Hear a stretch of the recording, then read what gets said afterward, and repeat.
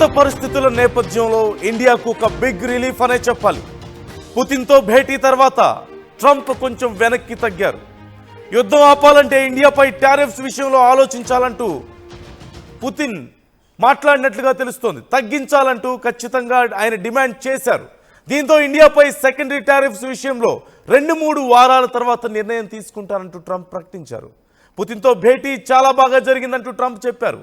పుతిన్తో మీటింగ్కు 10కి 10 రేటింగ్ ఇచ్చారు ట్రంప్. కానీ జరిగినటువంటి మీటింగ్ జరిగిన ఈ విధానం కానీ తర్వాత జరిగినటువంటి పరిణామాలు కానీ చూస్తుంటే ఖచ్చితంగా ట్రంప్ ఎక్స్పెక్ట్ చేసిన స్థాయిలో మీటింగ్ జరగలేదు అనేది మనకు క్లియర్గా అర్థమవుతుంది. అండ్ అలాగే భారతదేశానికి సంబంధించి ఈ టారిఫ్స్ విషయంలో ట్రంప్ను ప్రశ్నించినప్పుడు ఇప్పుడే కాదు ఒక 2-3 వారాల్లో నిర్ణయం తీసుకుంటాం, దీని గురించి ఆలోచిస్తున్నామని చెప్పారు. కానీ ట్రంప్ ఈ మీటింగ్కి వెళ్ళడానికి ముందు అమెరికా చేసినటువంటి ప్రకటన మనం చూసాం. ఒకవేళ గనక రష్యాతో ఈ భేటీ గనక విఫలమైతే, ఈ మీటింగ్ గనక సానుకూలంగా లేకపోతే భారత్ మీద మరింత ఒత్తిడి ఉంటుందని, మరిన్ని టారిఫ్స్ వేస్తామంటూ కూడా అమెరికా ప్రకటించింది.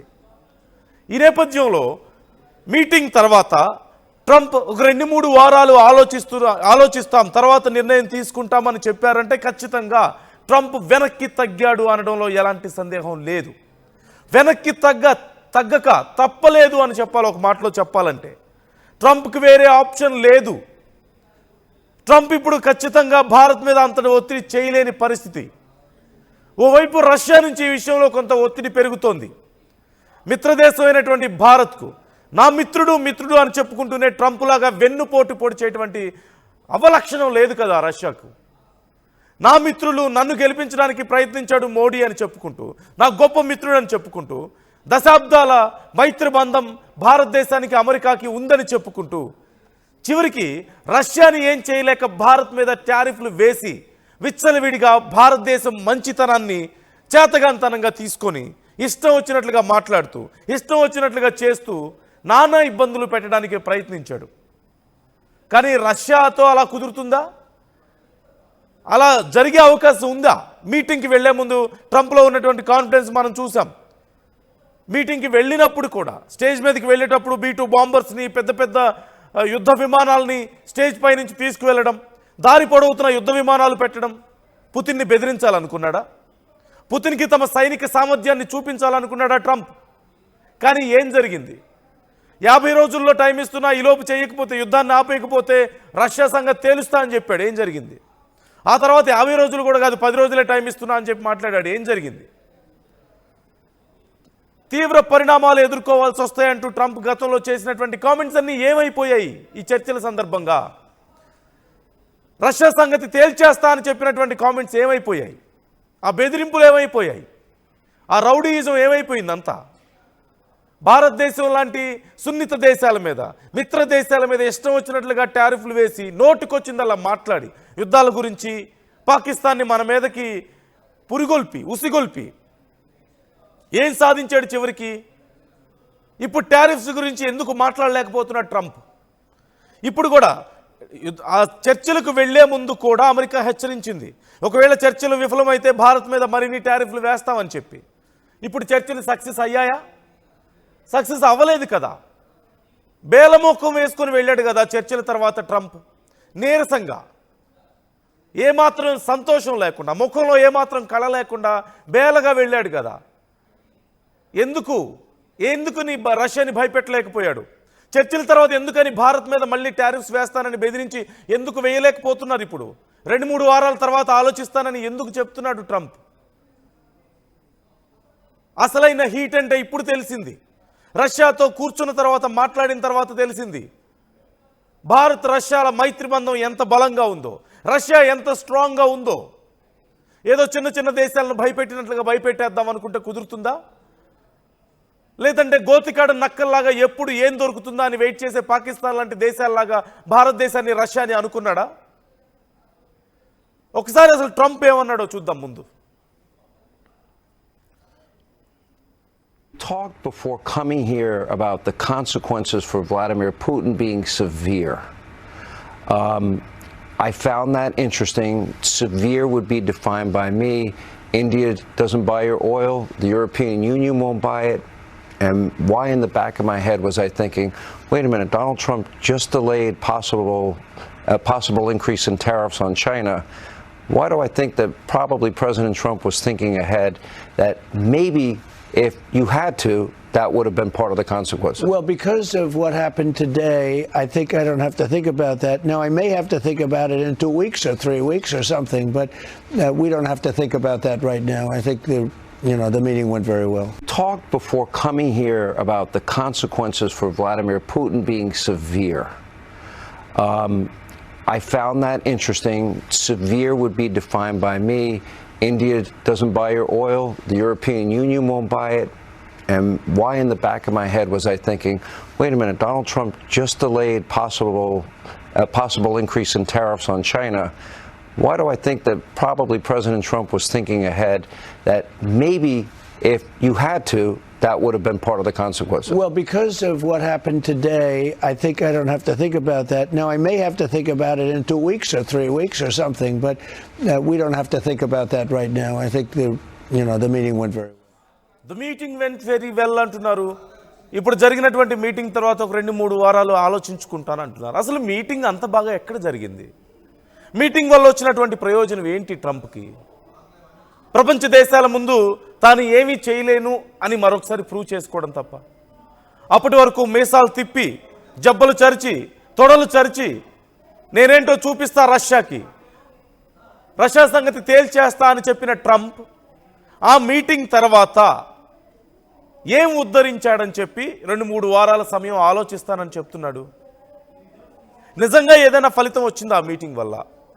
నిజంగా ఆ మీటింగ్ జరిగిన తర్వాత ట్రంప్కి ఏదైనా ఒరిగిందా? ఏమీ లేదు కదా. రష్యా చెప్పినటువంటి కండిషన్స్కి ఏం చెప్పాలో తెలియక నీళ్లు నములుతూ బయటకు వచ్చిన పరిస్థితి కదా. ఇప్పుడు అటు ఉక్రెయిన్ను ఒప్పించడం చేతగాక ఇటు రష్యాని ఒప్పించడం చేతగాక మధ్యలో తాను కదా ప్రపంచ దేశాల ముందు జోకర్లా మిగిలిపోయేది. ఏం ఒరిగిందని చెప్పి ఇప్పుడు ట్రంప్ ఆలోచిస్తానంటున్నాడు. ఎందుకని మీరు అనుకుంటున్నారు?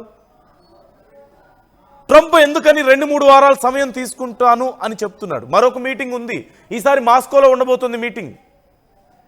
న్యూట్రల్ గ్రౌండ్ కాదు, అమెరికాలో కాదు, మాస్కోలో ఉండబోతుంది. చచ్చినట్లుగా పుతిన్ చెప్పినట్లుగా వెళ్ళి తీరాల్సిందే రష్యాకి. ఇప్పుడు బీస్ట్లో ఎక్కించుకున్నాడు కదా పుతిన్ని, రేపు పుతిన్ కారులో ఎక్కి తిరగాలి అక్కడ. ఈసారి ట్రంప్ అక్కడ చూపించాడు కదా B-2 బాంబర్స్ని, లేదంటే పెద్ద పెద్ద ఫైటర్ జెట్స్ని. రేపు అక్కడ పుతిన్ చూపిస్తాడు వాళ్ళ సైనిక శక్తి ఎలా ఉండబోతుందో. మీటింగ్ తర్వాత మీరు అందరూ అబ్జర్వ్ చేయొచ్చు క్లియర్గా, పుతిన్ చాలా స్ట్రాంగ్గా ఉన్నారు. పుతిన్ చాలా నవ్వుతూ చాలా సరదాగా చాలా క్యాజువల్గా ఉన్నాడు. కానీ ట్రంప్ మాత్రం చాలా బేల ముఖం వేసుకొని వెళ్ళినటువంటి పరిస్థితి మనం చూసాం. ఈ మీటింగ్ ఫలితం ఏముంది? ఏం సాధించాడు ట్రంప్ అంటే ఏమీ లేదు.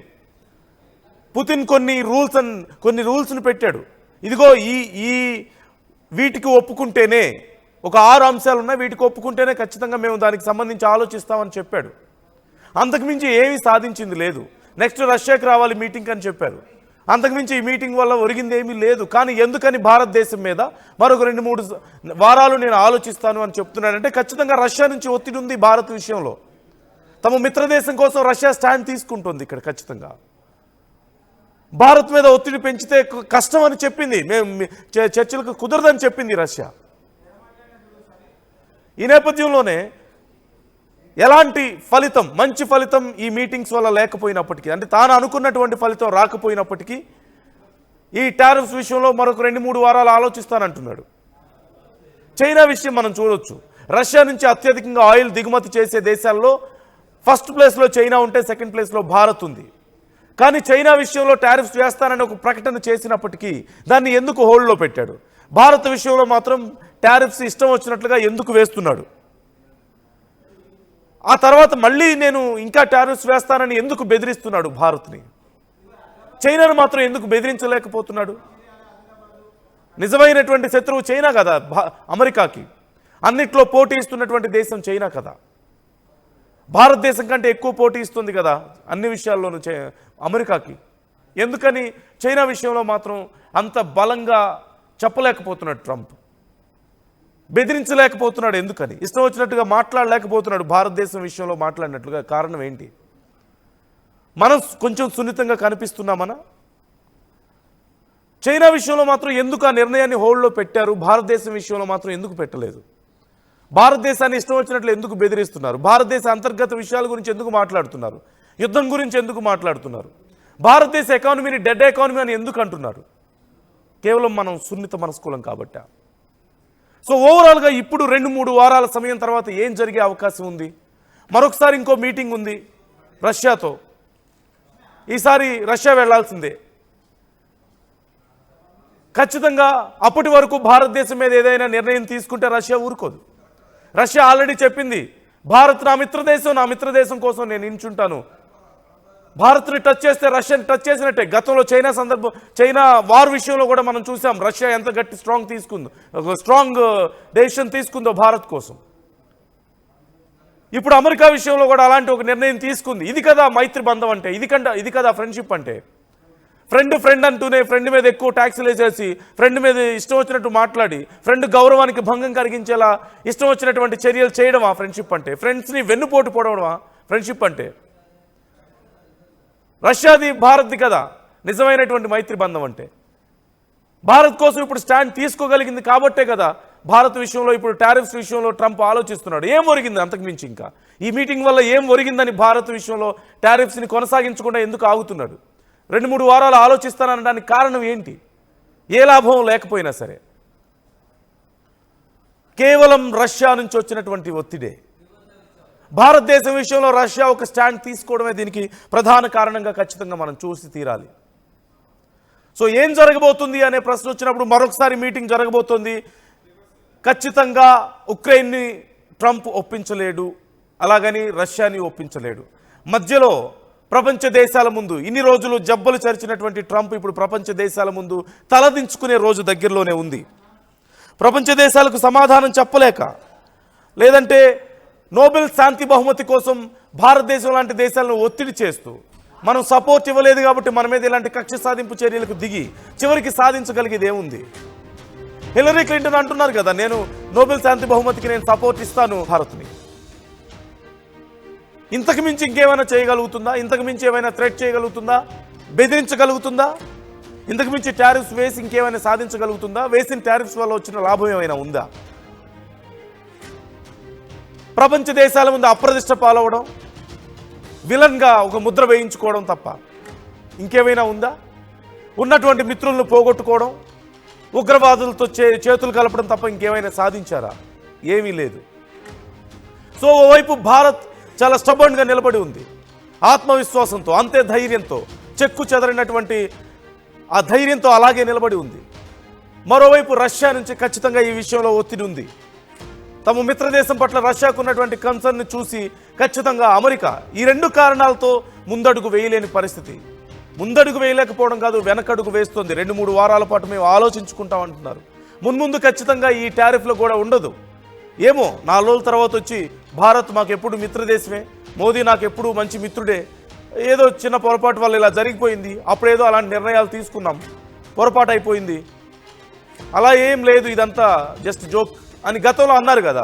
నేనే ప్రెసిడెంట్ అయి ఉంటే అసలు ఈ యుద్ధమే వచ్చేది కాదు రష్యా ఉక్రెయిన్ మధ్యలో, నేను ప్రెసిడెంట్ అయితే 24 గంటలు యుద్ధాన్ని ఆపేస్తానని చెప్పి తర్వాత ఐఎమ్ జస్ట్ జోకింగ్ అని చెప్పి మాట్లాడారు కదా. అలా మాట మార్చడం, లేదంటేనేమో అబద్ధాలు చెప్పానని ఒప్పుకోవడమో, లేదంటే తన చేతగాని తనాన్ని కవర్ చేసుకోవడం ట్రంప్కి అలవాటే. మరొకసారి అలాంటి పని చాలా ఈజీగా చేయగలుగుతారు.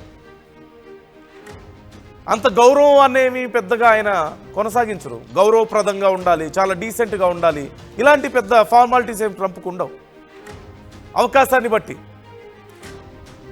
సో జరగబోయేది ఇదే, అంతకు మించేమీ లేదు. 2-3 వారాల్లో ఒకవేళ నిజంగా ఇవన్నీ కాదు, నేను ఇంకా టారిఫ్స్ వేస్తున్నా 25+ ఇంకో 25 వేస్తున్నా అని చెప్పేసి అంటారా? దానివల్ల ఏం జరుగుతుంది? అమెరికా కూడా నష్టపోతుంది.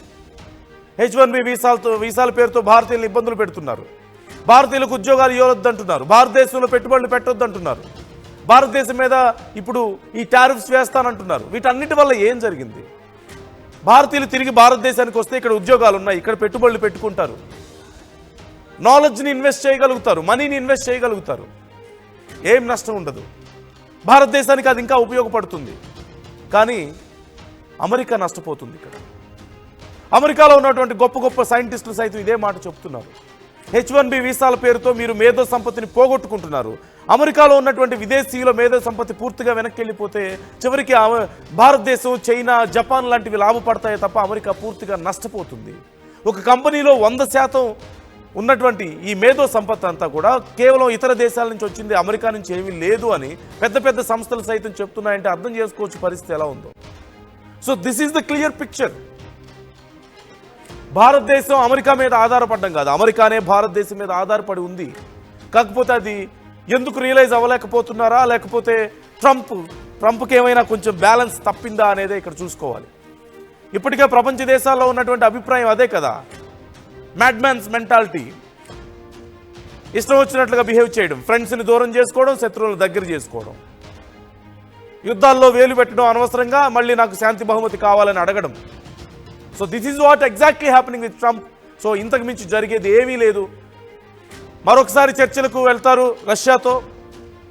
ఓ పక్క ఉక్రెయిన్ ఒప్పుకోదు రష్యా పెట్టినటువంటి ఈ రూల్స్కి. ఉక్రెయిన్ ఒప్పుకోకపోతే రష్యా నేను ఒప్పుకోను అంటుంది యుద్ధం ఆపడానికి.